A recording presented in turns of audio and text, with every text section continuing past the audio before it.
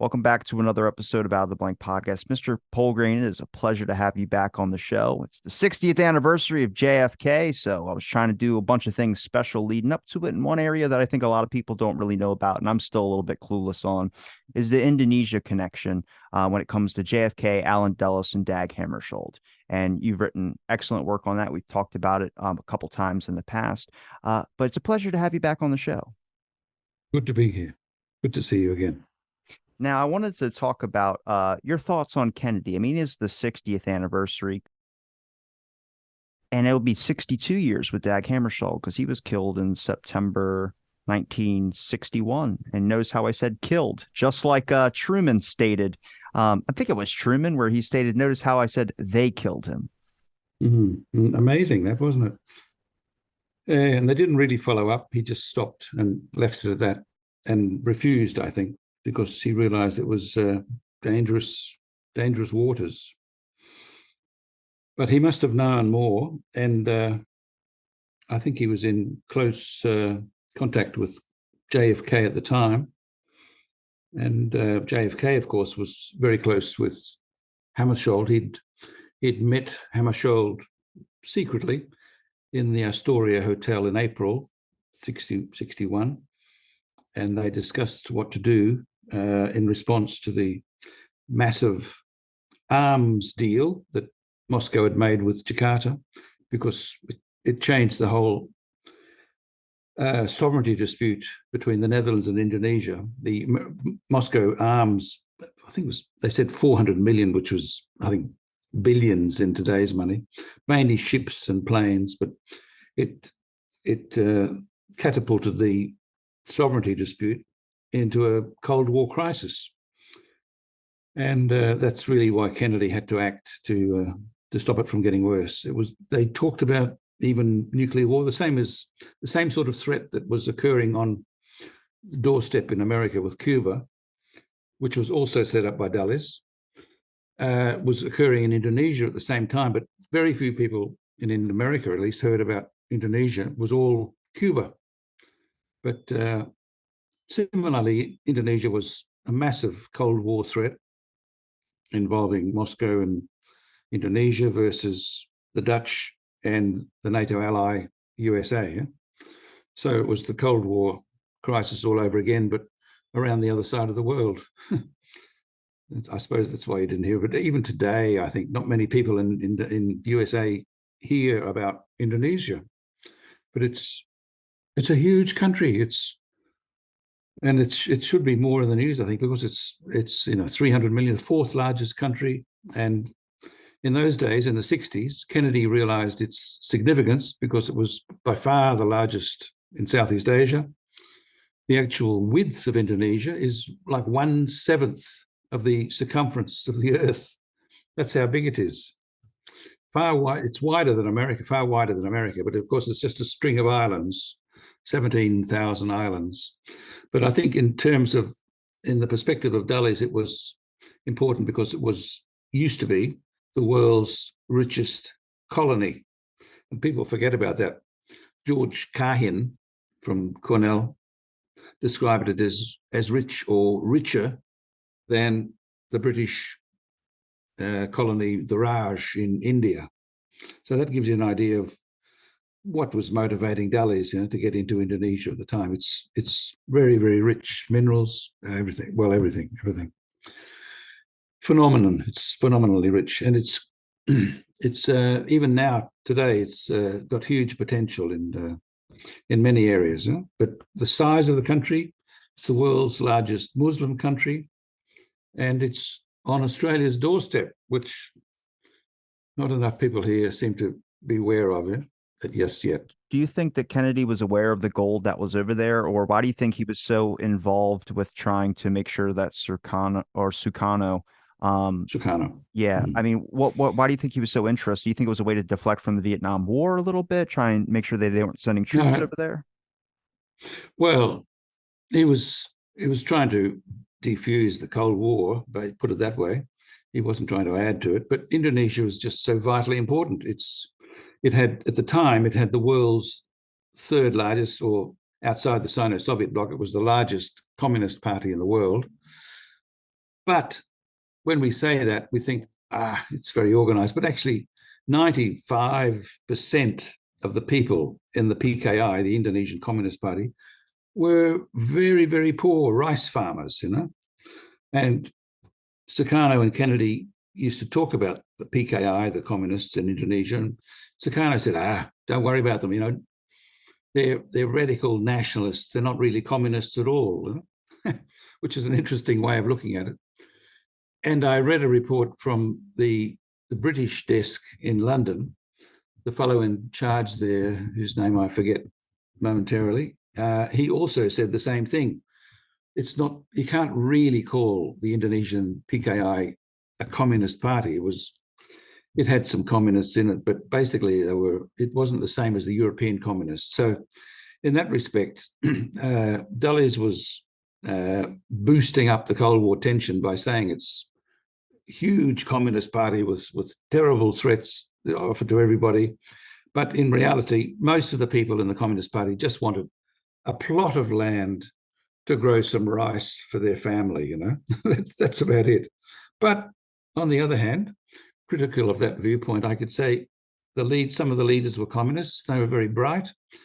I remember interviewing Nishijima, the Japanese fellow who declared independence for Indonesia. He said, amongst the youth of the time in 1945, one of the more intelligent, one of the brightest fellows was Adit, who came to be the head of the Indonesian Communist Party. He was one of the brightest youngsters of the time. Sukarno then wasn't considered a youngster. He was middle-aged.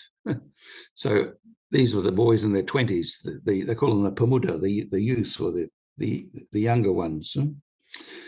So, the threat of communism in Indonesia really was what prompted Kennedy. It wasn't, as you said, he did not know or was not aware of the gold.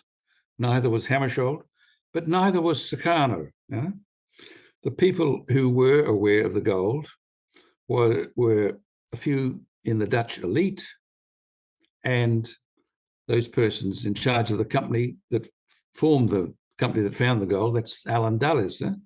So you had the Dutch elite competing with Dulles and Rockefeller group that formed the company.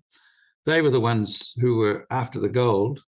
At the same time, I call that like the covert dispute over sovereignty, whereas the overt dispute was simply between the Netherlands and Indonesia. So yes, it's like a new way of interpreting history, saying there were two struggles occurring at the same time, but we only heard about one struggle, the sovereignty dispute between the Dutch and the Indonesians. But the other dispute, it sort of sank into the shadows and we never really heard anything, and the gold disappeared from publicity. Well, it was never really in the publicity, never got much publicity because it was kept out of the sovereignty dispute because it would only fuel Indonesia's quest to kick out the Dutch. So it's important what you said about Kennedy not knowing about the gold. So what was he interested in? Well, he needed Indonesia on side in the Cold War, basically. It was by far the biggest country in Southeast Asia. And for all that we talk about Vietnam, Laos, Cambodia, whatever, they're 1/4 the size of Indonesia. That's how big Indonesia is, and it's still that big today. So he had to get Indonesia on side. Kennedy had to get Indonesia on side really before making any serious moves in Laos or Vietnam. He was planning to withdraw from Vietnam, but that would all be useless unless he got Indonesia on side first. So he was really putting that as a priority, and that's why when having intervened in the sovereignty dispute, separated the two, separating Indonesia and the Netherlands, he had to, so that they would not end up in conflict, he offered West New Guinea to Sukarno, but that was only half of what President Kennedy was up to. He then wanted to get Indonesia on side, and by that means all the criticism that he endured for intervening against a NATO ally, the Dutch, he would then recoup by getting Indonesia on side in 1963. He was hoping to do that. Stopping communism from infecting all the other places in their mind. Yes, his plans for getting Sukarno on side were interrupted because a conflict started between Indonesia and Malaysia, and that was the purpose in his planned trip to Jakarta. That's where Dean Rusk came in, because when I was talking to him, writing by letter, that is, in those days, rather than email, Dean Rusk wrote a letter saying Kennedy's trip to Jakarta was on condition that Sukarno and Kennedy together stopped Malaysian confrontation, brought relations back to normal, and then America could resume its aid to Indonesia to basically stop the input of the Communist Party was growing because there was poverty, too much poverty. So Kennedy wanted to increase the standards of living in Indonesia and thereby bring it on the side of the West, I think. Because it was so impoverished, all these landless farmers were supporting the Communist Party. Of course, land reform was basically their vote catcher. Not much land reform ever really occurred, I should say, but by 1965, of course, when they were wiped out. But that's sort of another matter, isn't it? It's getting a bit to Indonesian history. So Kennedy didn't know about the gold. Hammarskjöld, Sukarno didn't know about the gold either. So it's an interesting point. So the real dispute over the gold really was between a few in the Dutch elite and a few in the Rockefeller elite, we could say. Yeah? One of whom was... When did Allen Dulles get involved with their gold over there? Like, when did he get the intelligence for knowing that there was... He was the person who formed the company under the auspices of Rockefeller, I suppose, Rockefeller Oil, back in 1935. So and Standard Oil had people working together with Dutch before the war in New Guinea. He knew about the gold there. When did that narrative come out? Like, did Dean Rusk know about Allen Dulles's gold finances in Indonesia or any of those plans? I think Dean Rusk was one of the top intelligence fellows in the army in the World War II. And that's originally why I asked him, was he aware that in 1942, somebody in Washington, I think it was, again, Allen Dulles, I think it was the OSS. Allen Dulles was second in charge of the OSS in New York in the Rockefeller Center. Somebody there, though I haven't got the documentation, but I think it looks quite likely, somebody authorized or permitted or approved what they call a repatriation exchange between Japanese who'd been sent over to Australia after Pearl Harbor. They sent over 2,000. And the Allied diplomats and persons like that who were arrested when the Japanese swept down.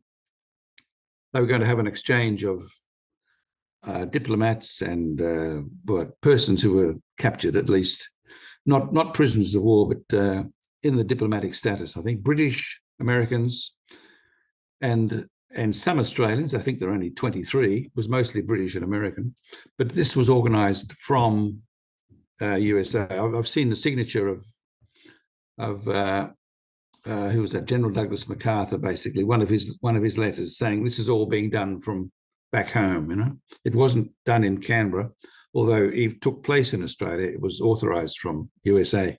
It was actually a war crime, and because so many of the Japanese who were sent back were known to be spies, and the Dutch had brought out a report, a white paper they call it, with photographs even and details on a lot of these Japanese, but they were included in the repatriation back to Java.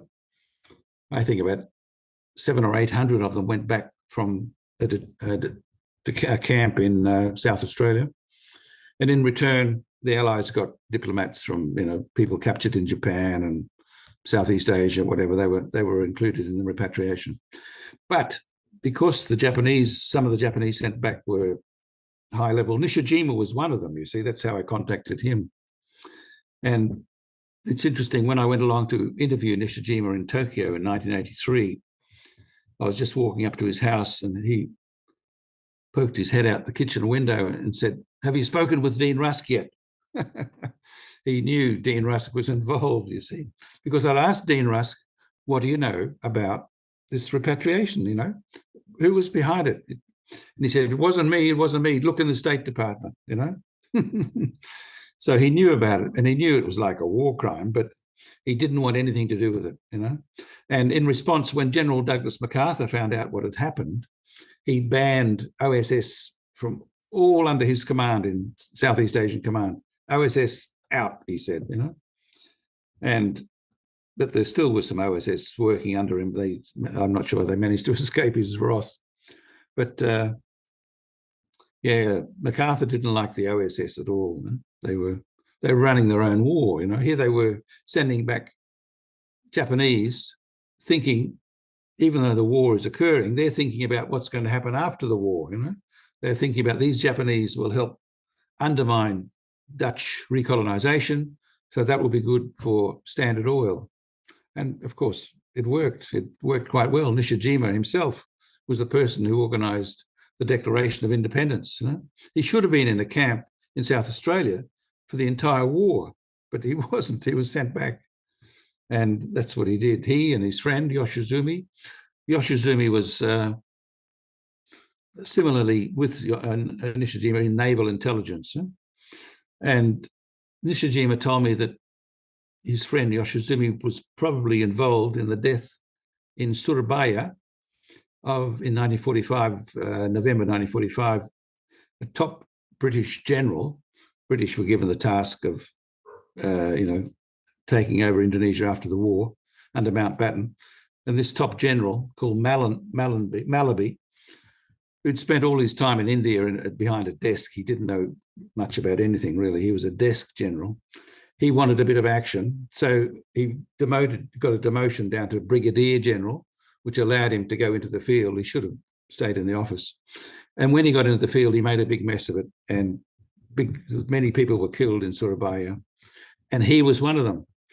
And Nishijima suggested that Yoshizumi may have been responsible for that killing, because it really shook up the British, and they left very quickly and brought the Dutch back from Indonesia. And that's when the War of Independence started, 1946 to 1949.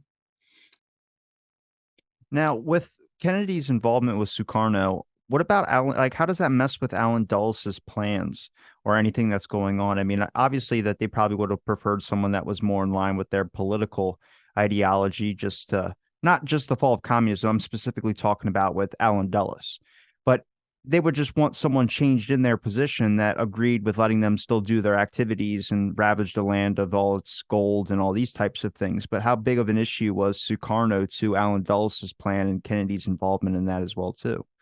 Well, we talk about the gold, but that was just one issue in New Guinea.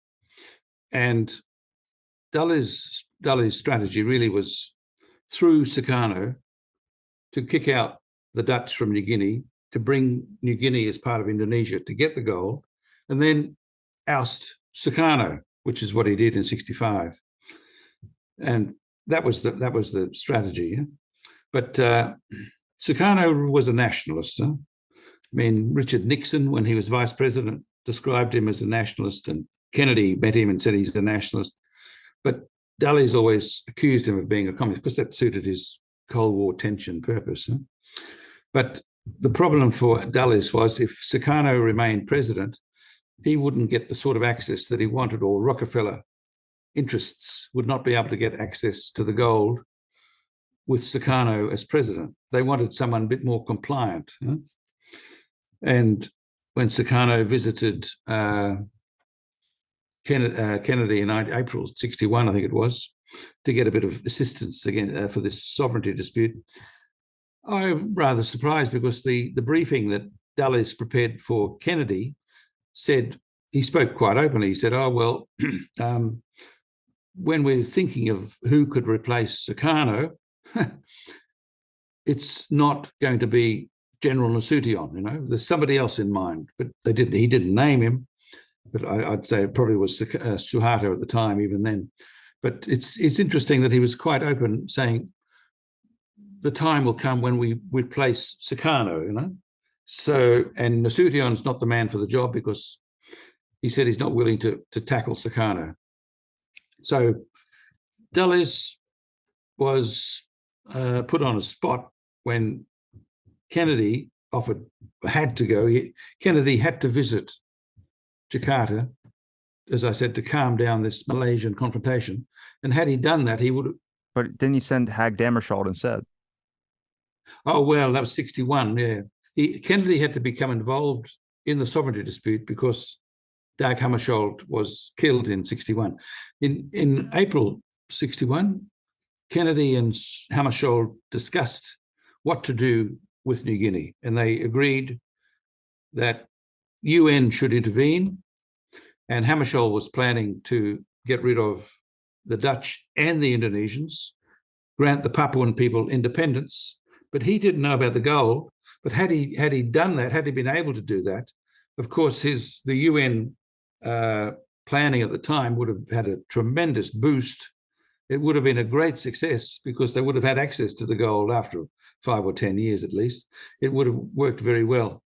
The person who told me most about what Hammarskjöld was planning to do was his right-hand man, who I interviewed in Stroud in England. He'd retired by the time, 1982, I think that was, when I met him. His name was George Ivan Smith.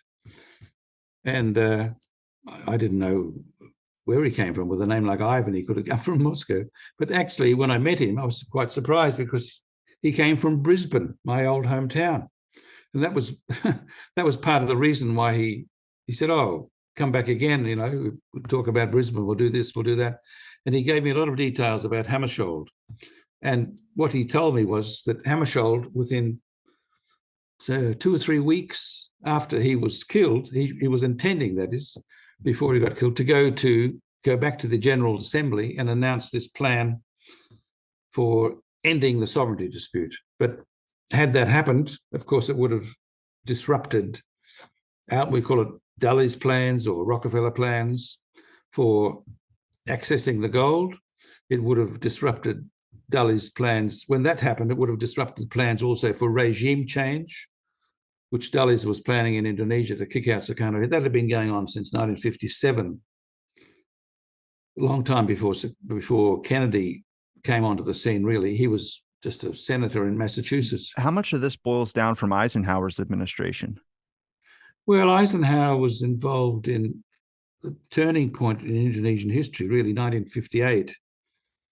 And that was when all again was Alan Dulles. He fomented a civil war. They call it an Outer Islands rebellion, but it was a civil war. It was an attempt to get Sumatra, or some of the Outer Islands, Sumatra, Sulawesi, Sumatra, to break away from Java.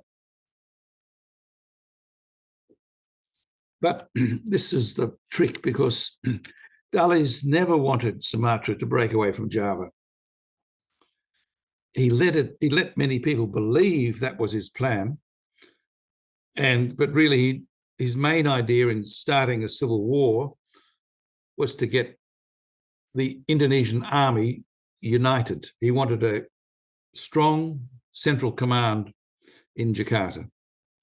And by starting a war and ending it fairly quickly, he was able to do that. His primary purpose was to provide a military command to counteract the growth of the PKI. He needed the army to then be the main force to oust the Dutch. And then the long-term plan was he needed the army as the means of ousting Sukarno. And the brilliance of Dulles was that it worked. And I think that's probably why Dulles was described by the Strong, I think it was, what's his name? Strong was the head of British intelligence for 25 years. He described Alan Dulles as the best intelligence officer that's ever lived, which is quite some praise. Huh? Best or effective? That's the real statement. Best or effective? Well, I think he was talking about what Dulles did in World War II when he said that. This was before 1958, but Colonel Fletcher Prouty was telling me that what Dulles organised in 1958 was a huge intelligence operation that not many people in America realised how big it was. It was second biggest after Vietnam, involving the Seventh Fleet and submarines and thousands of arms and B-26s and the whole works. But what amazes me is that when it was all boiled down by the end of, well, halfway through 1958, it seemed as though Dulles's plans had failed. But they didn't fail. They meant it didn't. Sumatra did not break away from Java. He never wanted that anyway. He led them to believe that's what he wanted. But when it seemed to fail, that's when Moscow jumped in and tried to take advantage of the apparent failure. And that's when they supplied the arms to Sukarno, to Indonesia, to kick out the Dutch. They thought they'd cash in on that. But Dulles, quite a devious Machiavellian sort. By failure, he lured in Moscow, and that created such Cold War tension, it gave Kennedy no choice but to hand over West New Guinea to Indonesia. And then Dulles just had to proceed with plans for regime change and replacing Sukarno with Suharto. Sukarno was unwanted because he was a nationalist, because he wouldn't let foreign companies run amok. Suharto just gave the Rockefeller Company 10 years tax-free holiday when they started mining. They didn't even mention gold in the contract. It was copper. I mean, wow. And gold it's now described as the biggest gold mine in the world, but there's been gold there the whole time. And they've got to really account to Indonesia, I think, for where some of that gold has gone. When did Kennedy reach out to Dag Hammarskjöld to go travel and take that fateful trip that he took that cost him his life? And also, was there a pre-existing relationship between Dag Hammarskjöld and Kennedy? Like, how did he get signed up or meet with Dag Hammarskjöld to know that they both had the same alignment and strategies on West New Guinea? They had met before he became president, and they met when he was before he was inaugurated as president, and then they met in the Astoria Hotel in April. That's when they had to work out a strategy. Kennedy needed to work out a strategy to avoid conflict with Moscow. He didn't want to have a head-on clash, the same as what happened in Cuba. He'd already got Dulles made sure he's got his fingers burnt there, and Dulles was the person who set up the similar situation. He's just brilliant man. Dulles, that is. Kennedy was too, but Dulles was on the devious side and on the dark side. Hammarskjöld's importance really was he was trying to go midway in the Cold War. He didn't want either side. He was getting lots of support from African countries, newly independent African countries, and he had a few problems there because some of the countries in Africa, and like New Guinea, they were composed of indigenous people. They didn't have any infrastructure or any civil service at all, or very, very little anyway. So he developed a new idea called operational executive, OPEX. And in the case of New Guinea, he was going to end that dispute, kicking out the disputants, Indonesia and the Netherlands, and put in for about 6 or 7 years, half a dozen top UN executives to join in the various departments of the newly independent New Guinea and provide them the knowledge, the wherewithal, the expertise to develop their economy and their country as a newly independent country. We don't often realize how big New Guinea is. It's was it twice the size of California? I think. Well, that's the island. Yeah. Well, West New Guinea would be the size of California. So it's a big place, fairly big place. Hey, yes.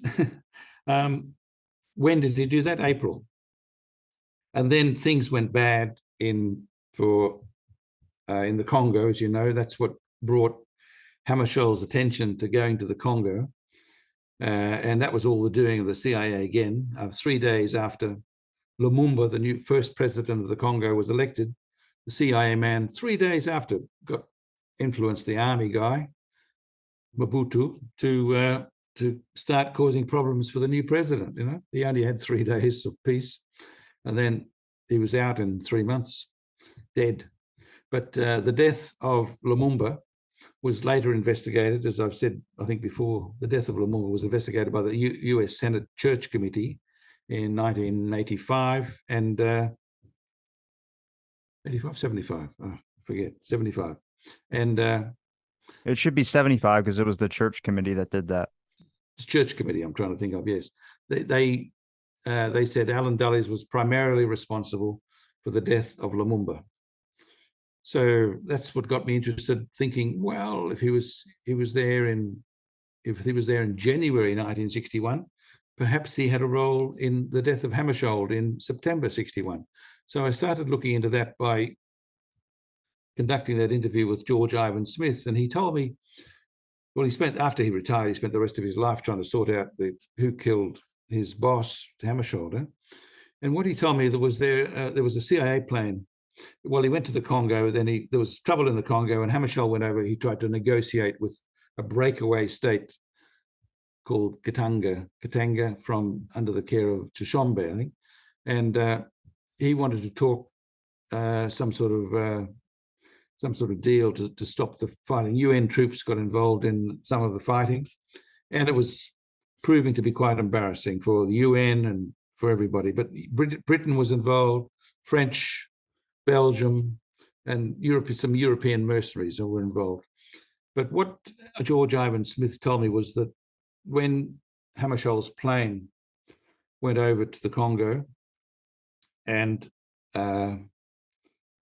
it crashed after midnight, it went to Leopoldville, and then it was arranged for him to conduct talks with Tshombe, so he had to fly up to an airfield 6 hours away called Ndola, Ndola, Ndola airfield. And coming into land at Ndola, the DC-6, the United Nations plane, the Albertina, it crashed. And to this day, it's never really been decided what caused the crash. But I think, well, George Ivan Smith and Connor Cruz O'Brien, they all said it was assassination from many years back, but it hasn't.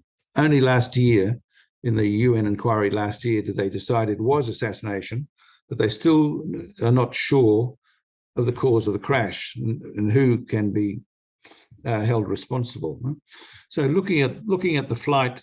Well, why did it take so long for it to be an assassination or be ruled as an assassination? Didn't he have a play card in his neck? Like, I seen the photo of it where he has a card in his hood of his shirt or something of that sort. I mean, you can look at the plane crash video on YouTube. They show his body in it as well, too, because I'm pretty sure the search rescue team didn't go out until like the next day or something like that to go check on the plane crash. They said it was because it was at night. It had been hard, so they sent out a rescue team. But if you read those investigations, they point out a lot of error, but a lot of it sways more towards resistance fighters that he might have been shot down, or some type of resistance militia force that might have done that. But I don't know. The play card thing, I don't think that's like an Americanized or more Western thing that you would be able to tell. CIA. Yeah.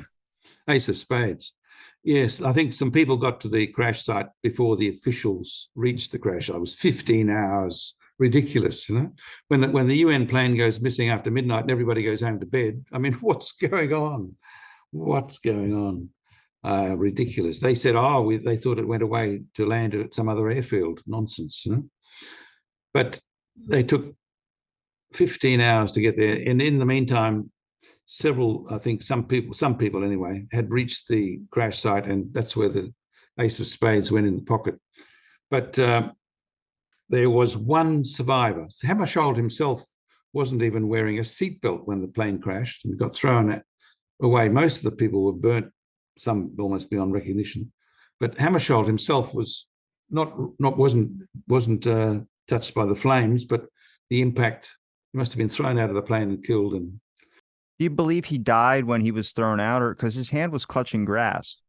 yeah, no, I think they said the injuries sustained would have caused his death. But the main point was that the crash of the plane just after midnight was, I've looked at it a little bit, and it seems as though the plane was up to 1,700 feet or 1,500 feet lower than they thought they were. So that indicates that possibly the altimeters had been adjusted back before the plane left. 4 technicians had visited the plane without anybody in charge, And while these mysterious 4 technicians at Leopoldville had visited the plane, I think the altimeters were touched and a small amount of explosive was put on the plane as well. And so that when the plane was coming into land at Ndola just after midnight, they checked in with the control tower at Ndola, and they got the barometric readings. And Susan Williams has written a book, Who Killed Dag Hammarskjöld? She said that radio conversation, seems to indicate that the person at the control tower at Ndola gave the wrong barometric readings, which caused some consternation anyway in the UN plane. So they tried to ring another control tower a few hours away, and they said, well, if you try to land with those readings, the plane will crash. And then all radio communication stopped. Now, I would say that the CIA communications plane, state-of-the-art communications plane, on the Ndola airfield at midnight, all engines running. What was it doing? Nobody's ever questioned what on earth it was doing. It was, I would say, responsible for the blocking of the radio communication from the UN plane, the Albertina. And then more than that, I think, when the plane was circling, coming into land, it was said to have been harassed by a small fighter plane, Fuga Magisters. It was the only way it could have arranged to be there was by some other communication. They could have been involved in that, but I haven't looked into the actual flight. Or they said the pilot was tracked down later on, but I don't think it did any real damage to the UN plane, but it was harassing the plane as it was coming in. But shortly before the crash, there was an explosion.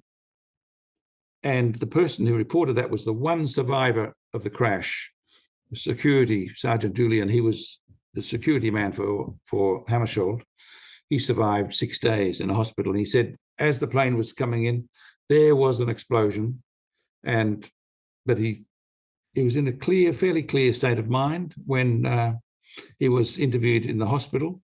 He's giving his address and number and telephone number for his wife to contact, et cetera, et cetera.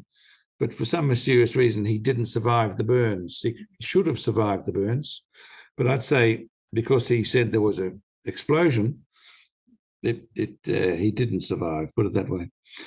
What was the explosion? What could the explosion have been? Well, it could have been caused, one possible reason, by a handful of explosive material put on the plane again at Leopoldville by one of the technicians that afternoon with a small detonator, so that when the plane was coming in, like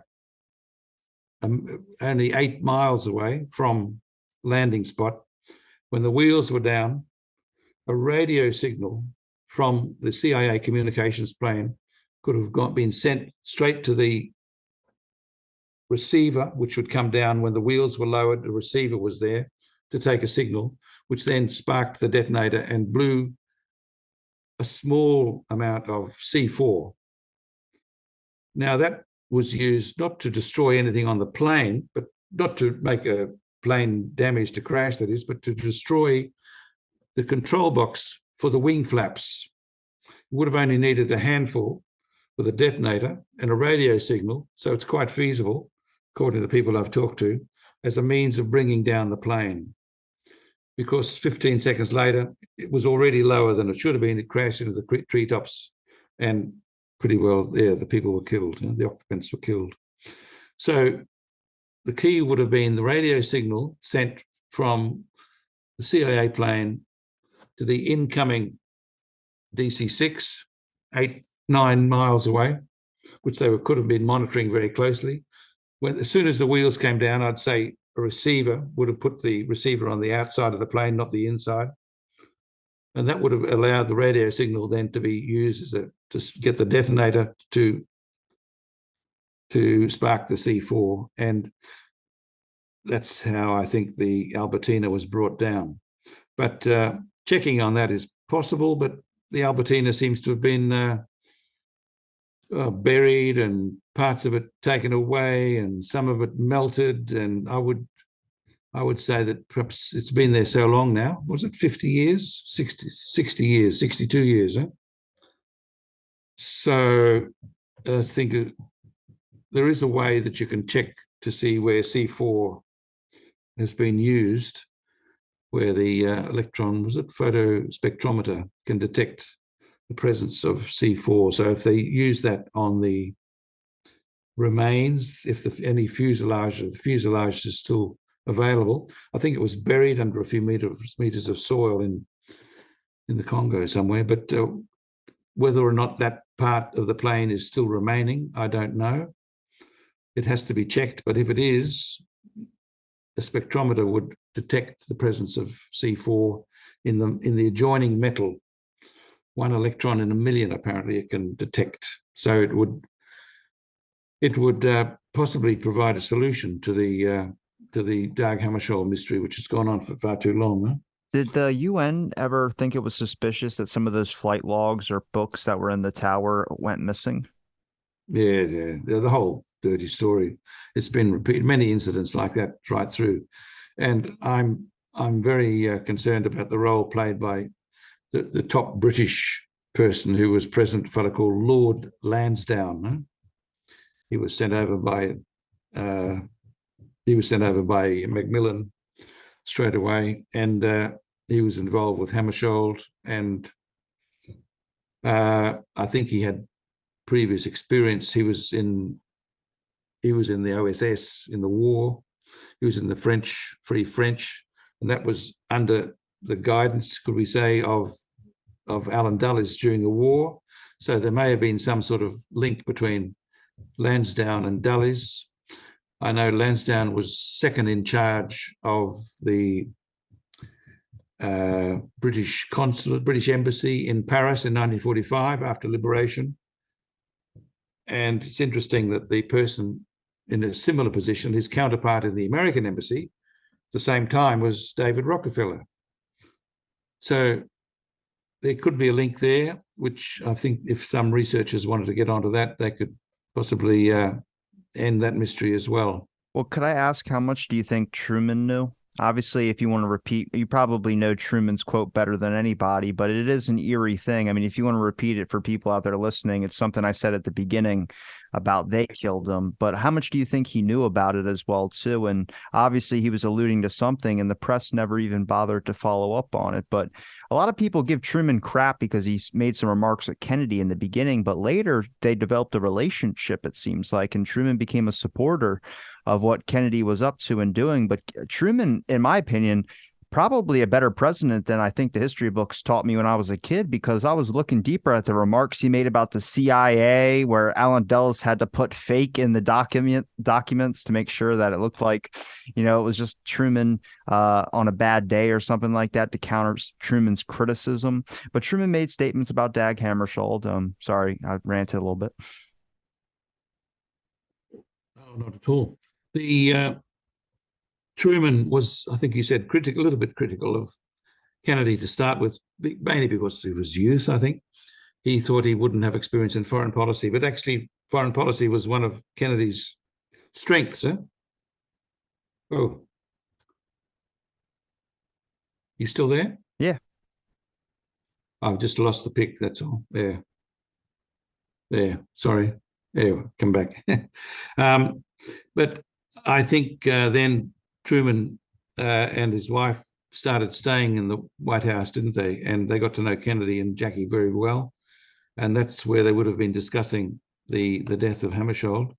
So that Truman, I suppose you could say, blurted out that to the press, but then realized he'd better shut up because he could end up the same way. Yeah. He should have said more if he had known more, but perhaps at the time he didn't have the evidence, but he had the suspicion. And that's what he really implied by saying what he did. They killed him. So why and how? Yes, I think if you look at the actual crash in detail and find out how it could have been done, I think the explanation I gave might be feasible. I've discussed that with a few people who are experts in their field, and they seem to think, yes, basically, yes. C4 was invented 4 years earlier as well, so it would have been, Dulles would have been well aware of it. It's just the fact that Dulles was involved in the killing of Lumumba, and I think in January, and it led me to believe that he could have been involved.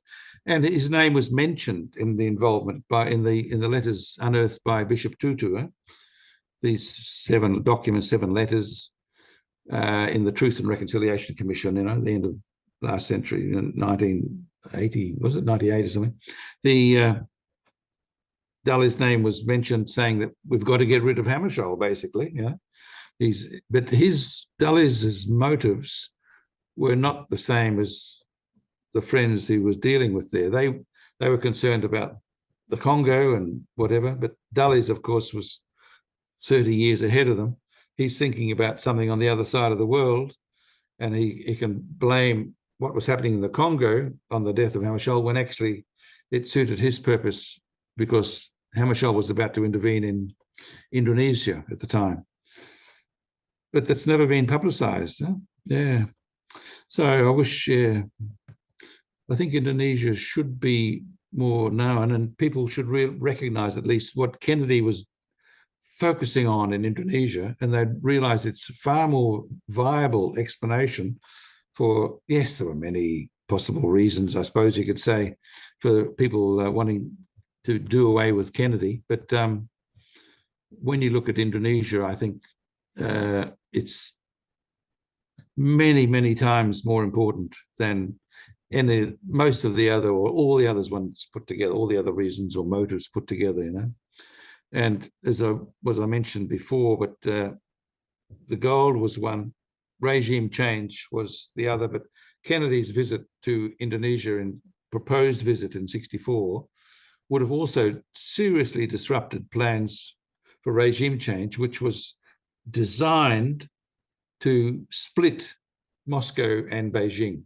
further. It wasn't going to split it entirely, but basically it made the split that was already there far, far worse. And really, it led to 1972, the famous visit, Nixon and Kissinger going to visit Chairman Mao. That can really be attributed back to what happened in Indonesia in '65, '66, because as soon as that happened, Moscow and Beijing started fighting, basically physical fighting, big tank battles up on the Ussuri River. Now, I didn't know anything about that until I interviewed Adam Malik, former vice president of Indonesia, and he just retired when I interviewed him, and he sat me down and started talking about the Sino-Soviet conflicts. I must say, he opened my eyes. I didn't know much about it, but he was the person who brought my attention to the Sino-Soviet conflict role in Indonesia. I wouldn't have linked the two before at all, but he did. And I think the reason that he did was mainly because he was opening up his heart or his conscience or whatever, because he was about to die of cancer at the time. How can I ask, when it came to obviously your research, but when it came to JFK and Dag Hammarskjöld's death, and kind of like what happens when you go against the establishment, which I think we're all in the same viewpoint of this, kind of what happens when you go against financial interests of deep connected political figures like Alan Dulles. I mean, do you have a better understanding of how things work, or do you think this is just plain and simple? Like, how come the UN has bothered to shoot the smoking gun on Alan Dulles, even though their careers and Hoover's reputation, all these people's, have diminished over the years to a point where it is probably more than likely that they were involved and they were behind these actions. But even then, it will get lumped into the conspiracy realm, which to me is surprising because we don't think about it like that when it comes to other foreign countries and Well, talking about those issues. it shouldn't be lumped into the conspiracy because Hoover, for example, J. Edgar Hoover was the person who gave the go-ahead for the altimeters on the plane for Dag Hammarskjöld. He said they were working just fine, just fine. And of course, who's going to believe J. Edgar Hoover now? We may have believed him 40 years ago, but not today, And I think that's another aspect that needs to be looked at, J. Edgar Hoover's credibility. Who else would you lump into that? Alan Dulles. I was talking to someone the other day about the amazing coincidence of Alan Dulles visiting Dallas in 6 weeks before the assassination. I mean, that's remarkable, And he said, yes, it was a coincidence, fancy. I went there 6 weeks, and as though no one could possibly make a link between him and the assassination. He was the icon of US intelligence in the 60s. That's why no one thought it possible. But nowadays, a visit 6 weeks before the assassination must think again. What was he doing? Did he go along Elm Street and visit, look back at the the building and say, yeah, about the 6th floor, that'd be good, yeah, whatever. But I'm sure the reason he went there was at the invitation of George de Mohrenschildt. And George de Mohrenschildt, as you know, was the person who looked after Lee Harvey Oswald for the last 6, 8, 9 months or something in Dallas. 6 months was, and 6 weeks was also the period that Lee Harvey Oswald got when he was working in the book depository at the time. So maybe the building was chosen at the time when Alan Dulles visited. Who knows? George de Mohrenschildt we haven't mentioned, but the fact that he was a member of the group that invited Alan Dulles down to give the talk in Dallas, even though George was out of town at the time, so they weren't linked together. But this was the same group that George de Mohrenschildt was in that invited Alan Dulles down to give the talk, which gave him the excuse for being in Dallas, weeks before the assassination, to possibly to suss it out, have a reconnoiter. What do you think the importance, like, obviously for people out there who might not know much about Hammarskjöld or might not be interested in Kennedy? I mean, it's been 60 years for Kennedy, 62 years for Dag Hammarskjöld. I mean, what's the significance of still talking about these events in your mind? Well, the world has changed so much since the 60s. It's taken a different turn, We've been led down a different historical path as a result of the death of JFK. A different era altogether. And I think finding out who did what at that time might indicate who was advantaged by their deaths. Might lead to a little bit a better understanding of what's happening today, who's pulling the levers today, because it's been a direct result of the demise of the president and the UN Secretary General at the time. Hammarskjöld really was what some people refer to as one of the white knights from Scandinavia. He came from a very respectable family and a very learned tradition, but the fact that he didn't want to participate in the Cold War would have shaken up. If you remember what the Dulles used to say, if you're not with us, you're against us. Well, he wasn't with them. Mr. Poulgrain, I was gonna ask you about when we talk about Dag Hammarskjöld, obviously you mentioned something about it's not a conspiracy if we kind of look back a little bit as well too. I mean, the understanding of these importance and events, these historical stuff, there's a lot behind it, but it's like how you've been mentioning kind of throughout the episode is that a lot of people don't focus on Indonesia. They barely know anything about Indonesia, a lot of the conflicts on there. So I was wondering, how much has your Cold War knowledge enhanced your perspective on doing your research, looking into Dag Hammarskjöld's death and looking into a lot of the problems that are going on in foreign countries? Because throughout the Cold War, you see massive involvement of the U.S. intelligence agencies in foreign lands. Well, I think when Lumumba contacted Moscow, I think it tended to heat up the Cold War tension in the Congo, that's for sure. But then again, he may have had his reasons because he was only, as I said, 3 days in power when the CIA man Devlin, was it, in the Congo started to stir things up with Mobutu. So it's rather a revelation at the time. So Cold War tension, I think, just looking at how it was built up in the late 50s and how it caused Kennedy to become involved in the sovereignty dispute. The two issues that I could point to as sort of enhancing Cold War tension were the two CIA pilots who came down, Powers and remember when Powers came down in the Soviet Union? Gary Powers. Gary Powers, the U-2 plane. U-2 flying, yeah. And there was another CIA pilot came down in Indonesia as well.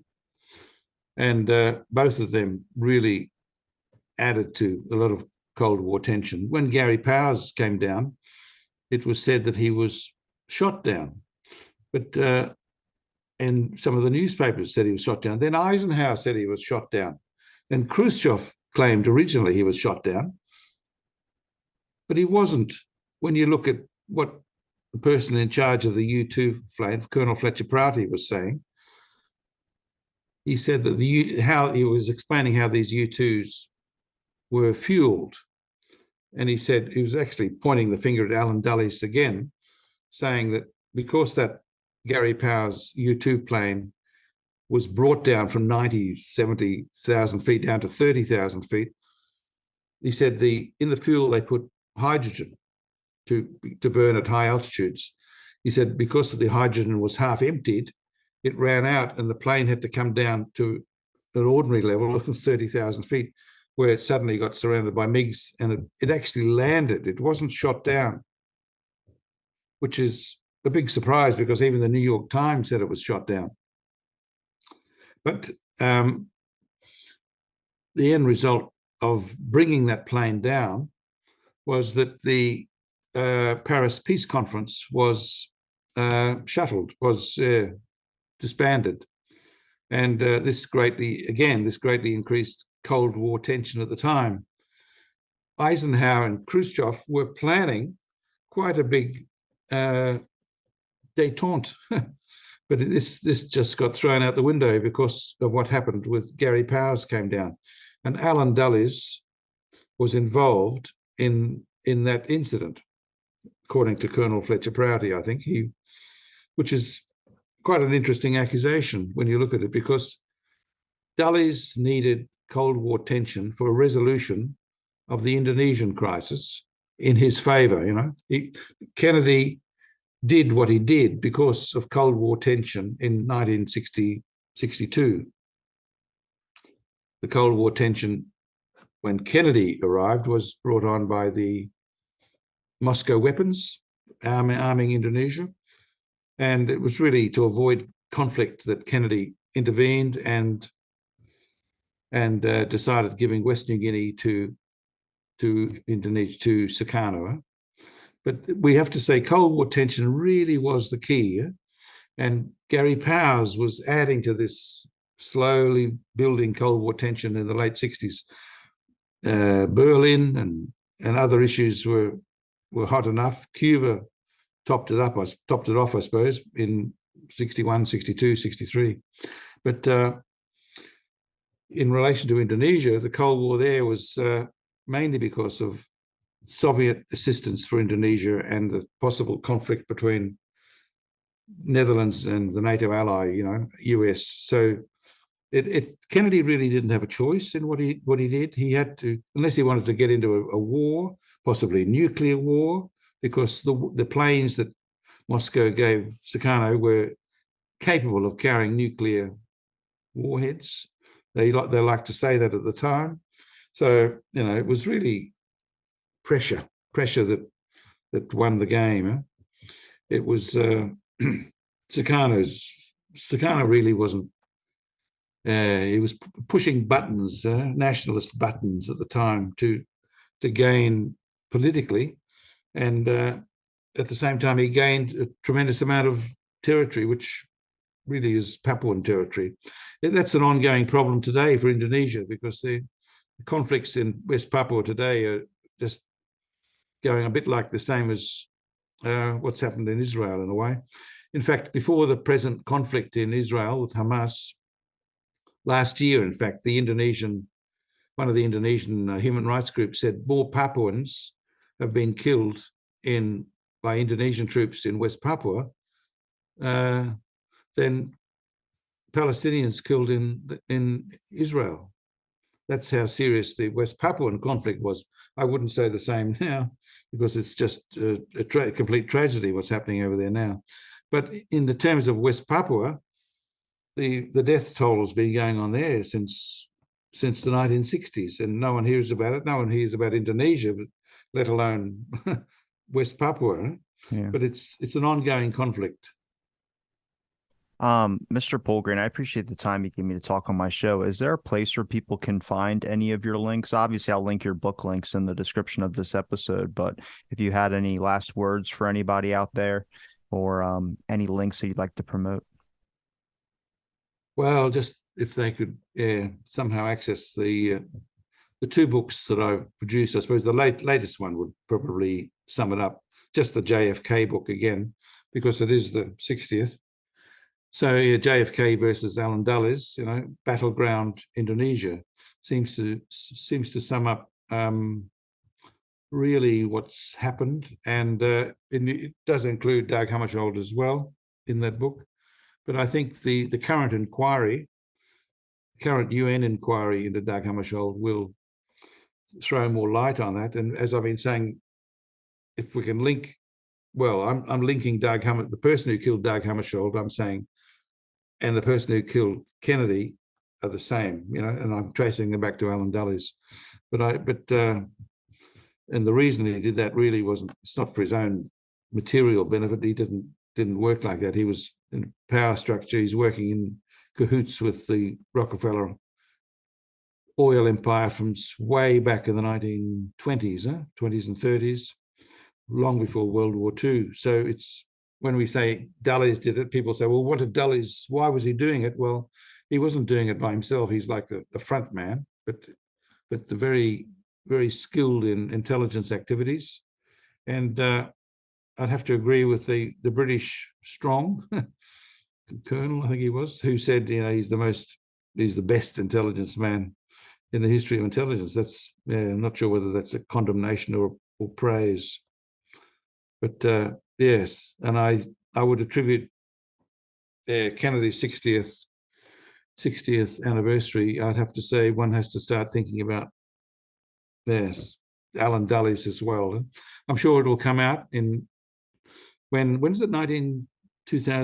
2029? Is it? More documents are supposed to be revealed, but probably they'll just delay that close them.